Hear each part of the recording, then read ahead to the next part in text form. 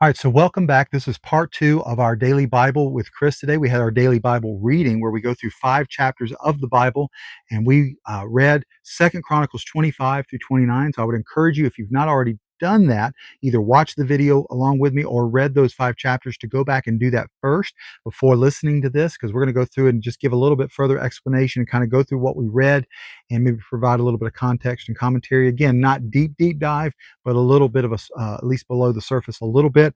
And as we mentioned before, and also as I mentioned in the previous video, I'm at a different location. I'm at a friend's house, kind of checking in on their dog today. You may see more of this week. We'll see. But such a beautiful day, and we've got some rain coming. And so while it's still beautiful and not raining, I thought I would just shoot a little bit of this. So that's why we got a little different backdrop. There might be a little shadow on my face. I apologize for that. But that's probably for the best, because you'd rather see that than me anyway. But just setting things up again, just a reminder, we're in Second Chronicles. We are in the times of the divided kingdoms between Israel to the north, Judah to the south. It's been several hundred years now of a divided kingdom. And so we have yesterday, we're focusing really on the kings of Judah. We'll mention the kings that are from Israel, the northern kingdoms, the northern tribes, but mostly we're focused on the kings of Judah. Yesterday we left off with Joash. Joash comes to become king at age 7, not to be confused with King Jehoash, who is also referred to as Joash, who's going to be a king in Israel around the same time. But this is King Joash from Judah. He starts pretty well. He's under the influence. He becomes king at age 7. He does pretty well, does some good things. He repairs the temple, does a lot of good things, but he's mainly under that's because of the influence of a priest by the name of Jehoiada. When Jehoiada passes off the scene and there's not that stable influence there, godly influence for him, Joash kind of finishes his life not doing things right, and he's going to pass off the scene, kind of not finishing well, as we're going to see with a lot of these kings that sometimes start well but don't finish well. Joash, we don't really know the nature of his heart. Toward the end of his life, it doesn't look very good, but he's going to be succeeded by his son Amaziah. Amaziah is going to be 25 years old when he comes to be king. He's going to reign for 29 years. And it tells us here he did what was right in the Lord's sight, but not wholeheartedly. That's kind of some translations say, without his whole heart. In other words, he's kind of got divided loyalties. And sadly, we can't be that way, but many of us often are, right?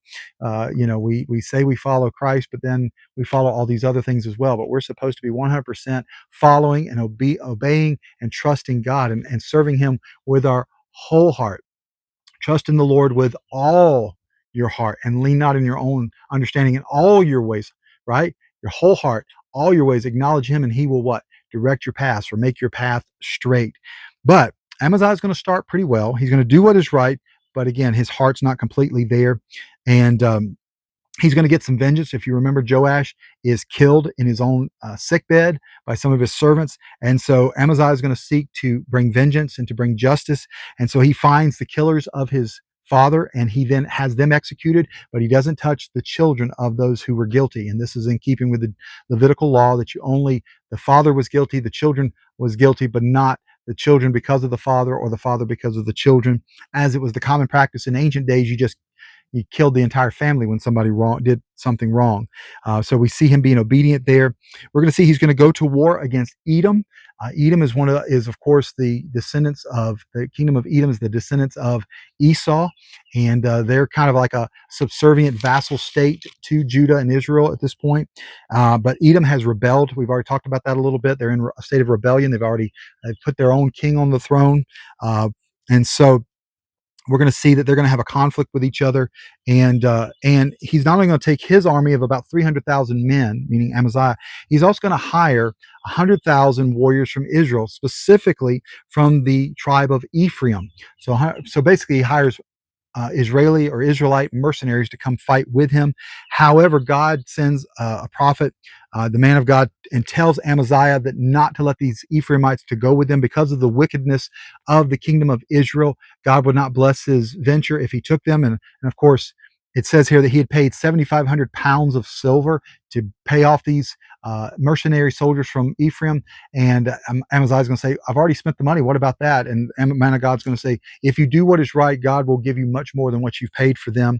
And so he's going to release the 100,000 warriors of Israel from their service, send them back home. And they're not happy about it. primarily because they expected, of course, they got their payment, but it was expected as well. When you went into war, there would be plunder. There would be whatever. When they defeated the Edomites, they would take back plunder for themselves, and now they weren't going to be allowed to have that. And so they take that rage out on some Judean cities, and they're going to strike several cities and do some pretty evil things there.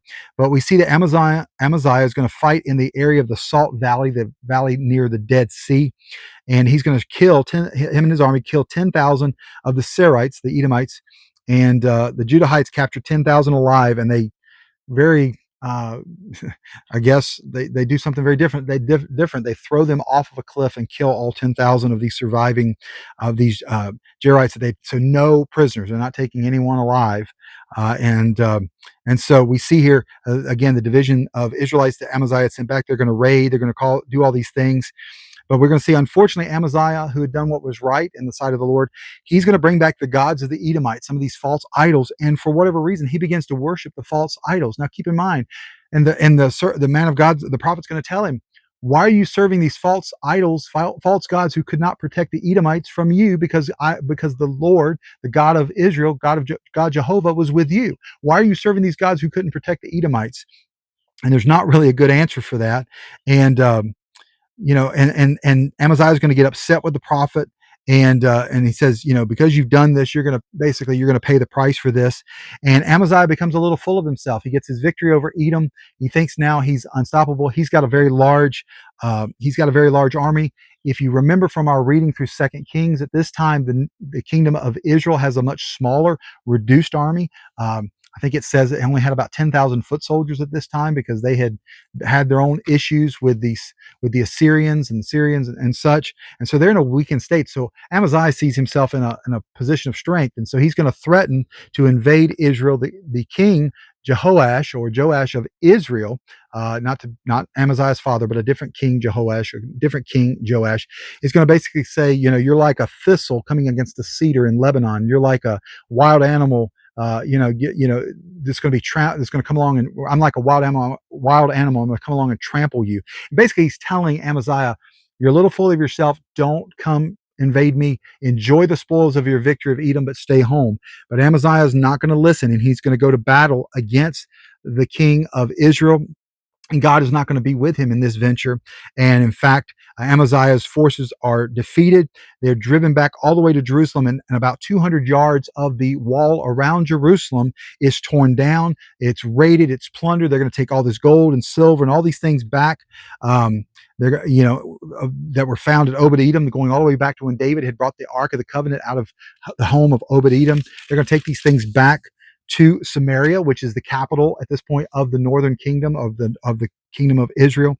And so we see here that when Amaziah comes to the end of his life, that he was in a weakened state. He's going to continue to be king for a period of about 15 years after this loss to Israel, but he's a weakened king. He's never the same again.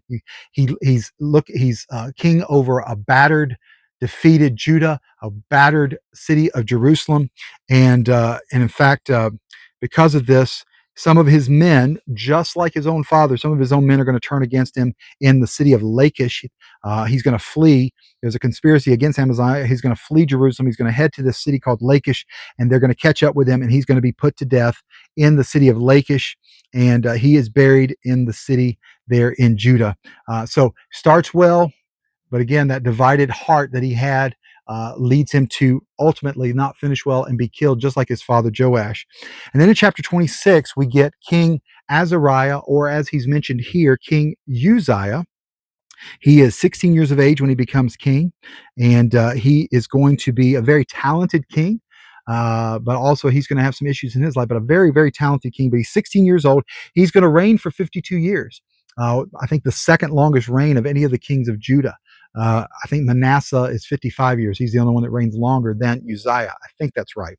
And it says here that he did what was right in the Lord's sight, just as his father Amaziah had done. So just as his father had done what was right, he does well. And it says Uzziah is going to he's going to fight the Philistines. The Philistines are that western, in Judah, you've got the Edomites, the Moabites, the Ammonites kind of to the east on the other side of the Jordan, you've got the Philistines over in this other corner near the Mediterranean Sea. Of course, you've got the Syrians to the north, Israel to the north, the Assyrians that are going to be a problem to the kind of the north east. I'm trying to think of this backwards in my mind here. Enemies. So he's going to go after the Philistines here. He's going to be victorious against the Philistines. He's going to capture two of their cities, and he's going to capture them and tear down their walls. And the Philistines kind of puts them in their place. The Ammonites are going to be fearful of Uzziah. They're going to start paying tribute again to him. And we see here Uzziah is both a very brilliant person when it comes to engineering and warfare, and he's also he's a man of the earth of farming and planting. He kind of makes me think a little bit of Thomas Jefferson. Thomas Jefferson was a brilliant engineer and architect and designer, but he also was a brilliant farmer. He just had his hand in a lot of different things here, and that may be part of the problem with him in a minute. But it tells us that he builds back up the towers there in Jerusalem. He builds back up the fortifications, more than likely builds back the damaged walls and such. And it says he even develops these tools. We're going to read here where he develops these these tools that could toss large boulders and stones as weapons of war, almost what we think of like catapults and such. He's going to create this many years before the Greeks and the Romans would ever think of something like this. So we actually have a Jewish king, a Judean king, coming up with this advance in warfare that had not really been seen to this degree at that point. He's going to dig wells. He's going to build these, like I said, these towers, and we're going to see him building up the farmland and the vineyards and all of these things. He's going to equip his army. And he has a very large army of, again, a little over 300,000 soldiers. He's going to make sure they've got the right accoutrements, shields, spears, helmets, armor, all of these things. And again, this is where it talks about he had these designed, skillful devices for shooting arrows and catapults, large stones on the towers and on the corners. And so his fame for these creations that he's going to put. So you've already got Jerusalem up on on top of this hills, large walls, and then you've got these devices that makes Jerusalem almost impregnable at this point. But, and you always got to watch for the buts in the Bible. In chapter 16 or verse 16, it says, "But when he became strong, he grew arrogant, and it led to his own destruction." So many times when we have success and victory and such, that's when we're susceptible to reading our own headlines, believing our own press, and becoming full of ourselves. And it says he acted unfaithfully against the Lord his God. That word unfaithfully had not been used for a while. There had been wicked kings and those who didn't. This terminology of unfaithful, the last time we heard that terminology was in reference to Rehoboam, the son of Solomon, who is not a good king, leads to the divided kingdom. And we see here, probably in his arrogance, hey, I'm a great warrior, I'm a great farmer, I'm a great architect, I'm a great engineer. Everything I do well. He's going to try to step in and he enters the temple, which was not allowed. Only the Levites and the priests could go into the temple. All kings, we saw that when Solomon came and built the temple and they were dedicated, even Solomon had to stay outside. Only they were allowed to go in to burn incense, to burn the sacrifice, make the sacrifices on the Day of Atonement. And so it says he's going to go in to burn incense on the altar of incense. Now, if you have a diagram of the temple, you have what is known as the holy place and the most holy place, or the old King James called it the Holy of Holies, right? Holy of Holies where the Ark of the Covenant would be, and only the high priest could enter there one day a year. But then you had the holy place that had many of the accoutrements, but it had the table for the burning of incense. And so King Uzziah is going to go in there and he's going to burn incense on that altar, basically acting as a priest, which was in violation to the Levitical law, that the station of prophet, priest, and king was to be divided. The only one who was going to come one day and fulfill all three of those roles would be the Messiah. Of course, we know Jesus, who would be the prophet. He would be the high priest for us, and he's going to be the king who one day sit on the throne of his father David. And the priest Azariah is going to come out and basically engage him because of this, and is going to say, you had no business doing this. I mean, Uzziah is literally standing there with the fire pan that he burned the incense. He's caught red-handed, for lack of a better term. And as Azariah and the other priests and such are going to accuse him, how dare you? You have no right to be here. And as Uzziah gets enraged and angry at him, and God is going to strike him with a skin disease. He's going to strike him with leprosy, and the leprosy pops up on his forehead, and the priests can see it, and I'm sure Uzziah realizes it. and they have to then quickly get him out of the temple because that's a very contagious disease. And we see the sad state of Uzziah. He lives out the final years of his life living in quarantine and isolation by himself because of the disease. God does not heal him of this skin disease. And in fact, his son Jotham will basically serve as kind of a co-regent with him as the face of the government, even though Uzziah is still king. And sadly, and this is during the time of Isaiah, we get that very famous passage in Isaiah chapter 6, in the year that King Uzziah died. And we have that encounter where God encounters Isaiah there in the temple, and and God sets him apart to be his prophet, be the one who would stand in the gap for him. And so this is all happening at the same time. So a king who was godly, who did mostly what was right, but he gets full of it and gets full of his arrogance. That's why we in leadership in the church, pastors and elders and such, we have to walk humbly.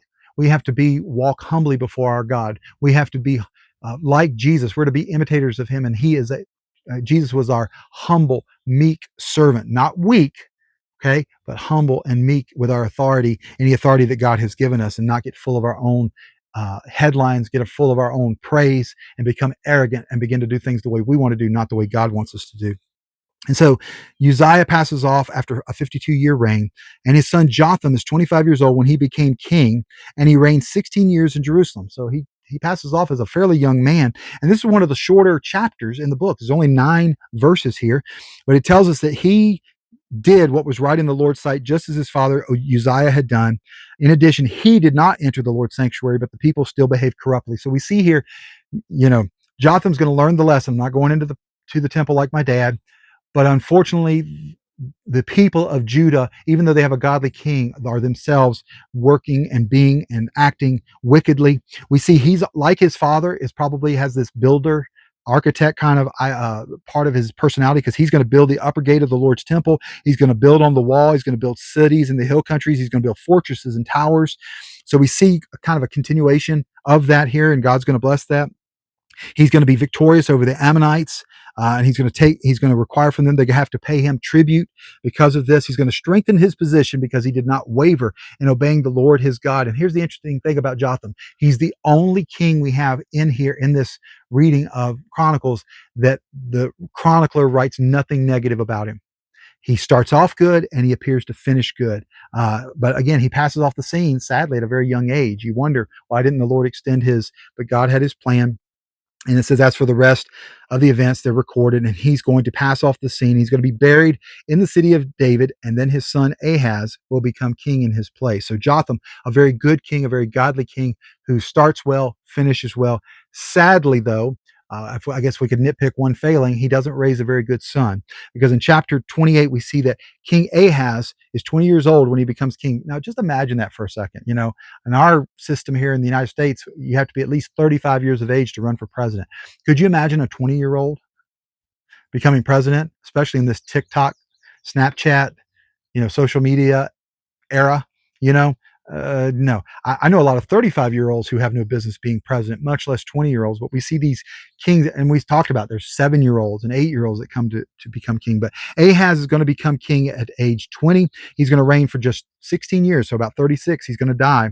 And he did not do what was right in the Lord's sight, like his ancestor David, for he walked in the way. He's going to be a very wicked, wicked king. He's going to go back to the worshiping of the idols, and in fact, he's going to go back to the child sacrifice to the god Molech, which was, that was awful, like as bad as it gets if you're doing that. And we know there have been previous kings that had done this as well, especially in the nation of Israel, and so he brings back the child sacrifice to the god Molech, and of course all these things are happening. It's terrible. And so God decides, and he burns incense, not in the temple, but he burns incense himself on the hills and under every green tree. So he has him building up his own altars and his own tables of incense rather than the temple. In fact, he's going to close the temple at one point.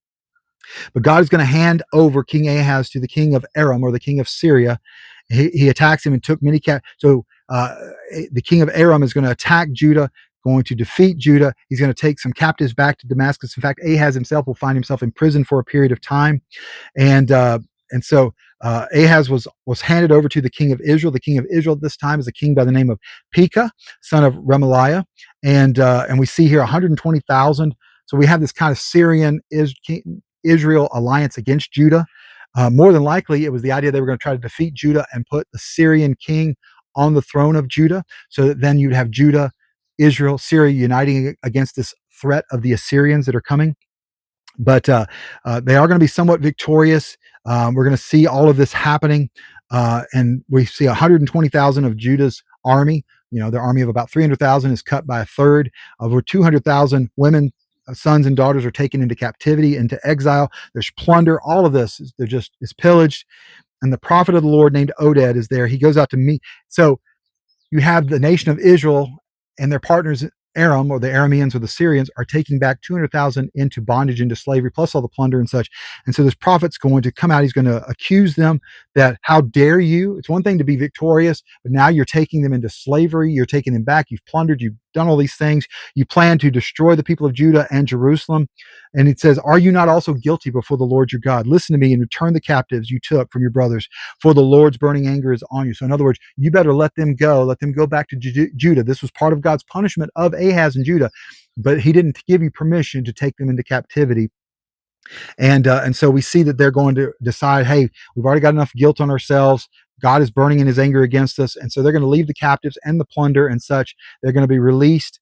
And they're going to bring them to the city of Jericho there. And then they return. Much of the armies of Israel is going to return back to Israel. And King Ahaz is going to return to Judah, but he's very weakened at this point. And so he's going to ask for help from the Assyrian king. Obviously, and this is Assyria, not Syria. He's going to ask for their help.